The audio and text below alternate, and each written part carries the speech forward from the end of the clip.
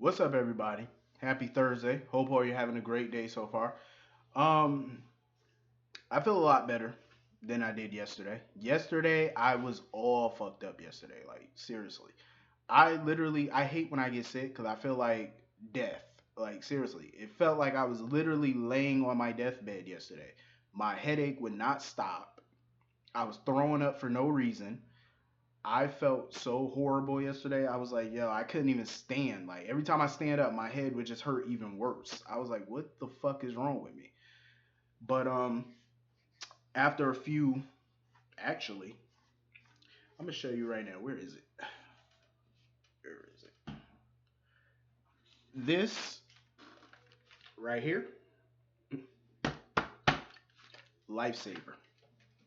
Ginger ale is the best. Ginger ale, a cup of soup, I'm straight. I was good. I took a nap. I'm good now. Thank you all for the well wishes, by the way. Getting into this episode of GH. If I was Valentine, honestly, when I was on that, if I was Valentine on that pier, if I seen Franco laying on the ground at the pier before Chase would have came, you know what I would have did? I would have kicked that motherfucker right in the harbor. I swear to God, I would have just slightly gently pushed his body into the river and let him sleep with the fish. I mean, why not? Um, Valentine, honestly, he might as well get a bed or something and just put it at the PCPD. Every time I turn around, Valentine getting arrested for something. Even when he's innocent in this case, he just gets arrested for everything. Like, damn, a bombing could happen. They gonna arrest Valentine. Valentine stay in some legal shit. If I swear, I kind of wish I was a lawyer working in that town. I swear, because if I was a lawyer, Valentine would probably be my favorite client. I'm gonna tell you why. As much legal shit as he stay in, from divorce, Nina files for divorce like every 5 seconds, to the PCPD constantly arresting him for shit. I would have been paid being Valentine's lawyer. Like I probably would own being Valentine's lawyer is probably the best thing. You could, with the amount of legal trouble he gets into, you could own a beach house in Samoa right about now. You know what I'm saying? Like seriously, you could just own a nice condo, beach house. I know it got to be heaven working for him because them checks just keep coming in. I'm just saying, like he's staying some shit. But Franco of course got knocked the fuck out by Obrecht, which had me dying. I was laughing at that shit. Obrecht is she certifiable? Like she's ready to blow that fucking place down. Windermere probably gonna go up in smoke. Soon as I seen Maxie at the launch, I said, Maxie, do not get on that launch and go there, please. Cause that whole place is about to be engulfed in flames. Um, like I said though, I'm ready for this Obrecht Peter mess to be over. It's been going on way too long. It's not interesting. It was cool at first, but now it just went on way too long. Um, I really am interested in knowing where are they going with the Peter character after this storyline is done. The way that they write characters, I don't see the longevity in some of these characters. Like how do you keep them on the show for an extended period of time? Even though the thing about Wes Ramsey is he's not under contract though. That's the good part. Like he's not a regular character, a regular actor on the show. He's on recurring. But I really don't see how they keep him on the show though after the storyline is over. What is he gonna do? Drew is not gonna hire him back at Aurora, so what is he gonna do? Anna is somewhere, probably kidnapped. I say kidnapped because I have a feeling something's going on with her. Um, and I do know that Tristan Rogers is coming back, so Robert Scorpio will be back soon, probably because Anna's still missing, so he's probably coming back to help find her. But I just really want to know, like, where are they going with the Peter nonsense? I just don't see him as a viable character for a long term stay. Like he's the type of character, like I said, I can deal with Peter in small doses. Every day, every other day, that's too much. Give me baby steps with him. I'm not too fond of the character. I'm really not. It's just the way that they wrote him. Like I'm not. I felt like he should have just been a villain. He would have been better off. I would have liked the character a lot more if he was a villain, honestly. And it was kind of funny seeing Nina be the voice of reason today with Obrecht. Even though she was trying to be the voice of reason, Obrecht was not trying to hear shit Nina had to say. Obrecht did not care. She was like, look, either you with me or bitch you against me. And if you against me, I suggest you get the fuck out of my way because I'm about to light this Molotov and burn this bitch to the ground. So you better move. I seriously hope Valentine has insurance on Windermere because that shit is about to go sky high. It's about to blow up like the World Trade. I'm just saying. Obrecht is a nut. That bitch is crazy. I don't blame her though. I mean, her son is dead because of Peter, so I can't say that I blame her all too much. But where they, I really hope they don't get rid of Obrecht though, because I really don't see how they gonna plan on keeping her. They got to find some loophole to get her out of this shit. I mean, shit. If Franco can have a brain tumor, they gotta find something for Obrecht to get out of this mess. Speaking of Franco, Elizabeth, she has some blind loyalty to this man. Like seriously, her and Sam sitting there arguing over Franco or whatever. I implore anybody who deals with Liz, just do not engage in conversation with Elizabeth because everything out her mouth is always some Franco love. I'm like, not everybody cares for Franco like you do, sweetie. Not everybody does. You love Franco, you want to marry Franco, go right on ahead. At the end of the day, Franco lied. He told her he was going to the PCPD. He lied. He was not going to the PCPD. He did, but he did not confess to them. He basically tried to help Obrecht, which a lot of people figured he would because they're besties or they were besties until she knocked him the fuck out. But that was just dumb, totally stupid. It really was though. I mean, Elizabeth, it's like when it comes to Franco, you can't tell Liz shit about Franco because she just wants to always see the good in him. And let me tell you something. When it comes down to people, I too sometimes want to see the good in people, but you also have to see the reality of people. You know what I'm saying? Franco is who he is. He's still a liar. He's whatever. So Liz needs to learn that. Like she needs to understand too that not just because you love Franco and you accept Franco, that don't mean everybody in the damn universe got to accept Franco. It is what it is. Not everybody has to, and I don't blame Sam. She's never gonna like Franco, and I don't blame her. She's not, she doesn't have to like him. Um, it's a shame though that Sam and Curtis. I said this before, but I'm gonna say it again.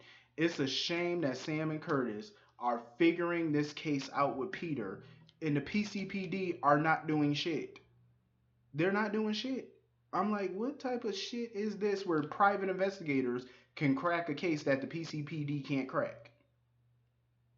And had they actually got off their lazy ass and did some real police work, they could have been solved this. They could have used the same steps Sam and Curtis used to solve this case. It doesn't take a rocket scientist. I'm just saying. Um, Maxie, I really hope the writers do not try to put Maxie with Peter. I really hope not. Do not, because that's a relationship I'm definitely not on board with. I hope they don't try to go that route. Um, I prefer Maxie. I swear, I honestly prefer Maxie with somebody else. If Francesca and Michael don't get back together, I'm gonna need Maxie and Michael to get together. Then that's what I'm shipping. So it's either gonna be Francesca and Michael, or it's gonna be Michael and Maxie. I'll take one or the other. But if Maxie don't get Michael, y'all gotta bring somebody new in for her, or resurrect somebody that was good. What about Cooper? Yeah, I remember Maxie old boyfriend Cooper from 2007, the cop. I think he was a part of that whole Metro Court hostage situation. I think. Cool. Why not resurrect him? Shit. I'm just saying, like, bring him back. Um, Not too soon though. You know what I mean? Not too soon. Let me rephrase. I don't want Maxie with nobody so soon, but down the line, she need to be with somebody new down the road. Maybe in 2019, maybe. Um, that's what brings me to a question for all of you. What's a when if your spouse dies, what's the appropriate time frame to start dating new people? Is it a year? Is it 2 years? What's the appropriate amount of time? That's what I want to know. So for all y'all out there, answer that question for me. I want to know y'all thoughts on it. Um. So anyway, Mike was having another episode today. He was going to fuck off. Trying to warn Sonny to stay away from Charlie's pub. He didn't even recognize Sonny. That's how you know his health is really deteriorating. He did not recognize Sonny at all. Um, and I could see it on Sonny's face, like it hurt him because you remember Aunt Stella and them warned him that this was going to happen one day. It was going to get to a point where he wasn't going to, Mike wasn't going to even recognize his own son. And Felix brought up the whole care facility and stuff. Here's the thing: my great grandmother, when she was 96 years old, was put into a facility because she had Alzheimer's, and her Alzheimer's started getting real bad. Um, it wasn't horrible though, but it was bad. It was getting there. Um, they put her in a facility and stuff, and she passed away shortly after being put in that facility. That was like 3 years ago. No, 2 years ago. It was around February, January of 2016. There's nothing wrong with putting your loved one in a facility if you're not equipped to handle them and take care of them. There's nothing wrong with it. I don't like when people feel bad because they got to put somebody in a facility. It just sometimes you got to do what you feel is best for that person. And Sonny's not with putting his dad in a facility. I can't say that I blame him so much, but when his health is starting to deteriorate at this speed, and now he's starting to forget who you are, it might be time to really consider it. It may be time, you know. As bad as you feel about doing it, sometimes you just gotta do what you got to do. And that's what Felix was basically trying to tell him. And I'm happy that Felix was there for Sonny, to talk to and stuff like that. If he wanted to open up to him, it's a tough decision. There's no right or wrong choice here. It's really not. It's just all about preference and what you feel is best. That's what it is. There's no right. There's no wrong. You just got to do what you have to do. I felt bad seeing Mike in that situation, in that state of mind. You know what I mean? Just not knowing who his own son is, and his mind is just all over the place now because this disease is just deteriorating him every second of the day, and it sucks to see that. And I like I said, I lived through that, so I seen it firsthand in real life. So it does suck to see your loved one go through that. Their mind, they once had a very sharp mind, and now they're losing it slowly, sometimes rapidly, and it's hard to see that stuff. It's tough. um Kiki, she's still dealing with the fallout of this whole Dr. Bench lawsuit. I'm ready to get to the trial because I'm ready for the secret to come out. And I feel like they're dragging this trial because we still ain't got a date of a trial. It's probably gonna happen this fall, maybe after summer. I'm ready to see it. They need to get down to business and stop bullshitting. But so anyway, Carly, they done got this bitch in a straight jacket. She's in a straight jacket. I'm like, yep, where she belongs, in a straight jacket. Carly crazy as shit. So now Kevin is in Europe visiting Laura. Kevin. I put air quotes because I still don't know if that's Kevin or not. Ryan.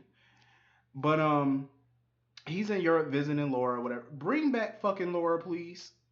Bring Laura back. We need her. Bring her back. I need to see her. ASAP. Pronto. Frank Valentini, make it happen. I don't care how much money you have to offer her. Frank, what you could do? How about cutting some of these goddamn people you got? And I guarantee you can afford to bring back Jean Francis. I bet you can afford to bring her back. If you cut some of this dead weight, like I said, I don't want to see no actor or actress lose their job, but we got too many people here, too many unnecessary characters, and you're getting rid of necessary characters. Laura is she's a necessity. She's necessary. She's very necessary to the canvas right about now. Um, so yeah, they trying to pump Carly with some sedative or whatever. She's sitting there making her little threats, talking about, oh, I got people that'll avenge me. Carly, ain't nobody thinking about you. Sonny ain't got no power. Sonny ain't got as much power as he think he got. You know what I remember years ago? They said that Sonny had senators and politicians in his back pocket, and yet you can't get not one of them to help you. He was on the phone all day yesterday trying to get people to help him with Carly. Nobody would help him. Rupert, he can't do shit for Carly. Sonny came by to see Carly, and Rupert, Sonny basically tried to subliminally threaten Rupert, talking about, oh, I got a long memory. I remember who helped and who did. Sonny, you can threaten that man all you want. He's an orderly. There's nothing he can do. He's just doing his job. There's nothing he can do. He ain't the boss. He's an orderly. How much power the fuck do you think an orderly has at a mental facility? He ain't got no authority. He can't let you see her. He ain't got no power. He only let you do that because it was on the slide. But Mary Pat is watching Carly like a hawk now. Maybe if Carly wasn't so damn dumb and snuck the hell out of, well, not snuck, but broke out of there and sedated the damn woman, she wouldn't be in this mess. Now she got to wear a straitjacket now. So she did this all to herself, like Carly always does. She makes matters worse, and then she expects Sonny, Jason, and everybody else to come help her. I'm like, this is Carly, man. She's never gonna change. Like you would think that she would have learned something after all these years, like how to move differently and do things differently. But anyway, I think that was everything in this episode. But hit the comment section. Let me know what y'all thought. Oh, Franco finally admitted Dr. O was the one that hit him to Liz and all them. So I guess that's gonna free up Franco. I mean Valentine. See, you got me. See, it's too many goddamn people up here. I'm all discombobulated and shit. But anyway, I'm gonna take a nap or something. I gotta go get dressed and get out of here. And enjoy this beautiful sunny day. It's actually not hot today. It's actually cool today. Thank God. Damn, it's like 78 degrees and it feel good today. It's actually some cool air. But yeah, I gotta go get out of here. So I'll see y'all all tomorrow. Hit the comment section. Let me know what y'all thought about today's episode. See y'all later. Peace.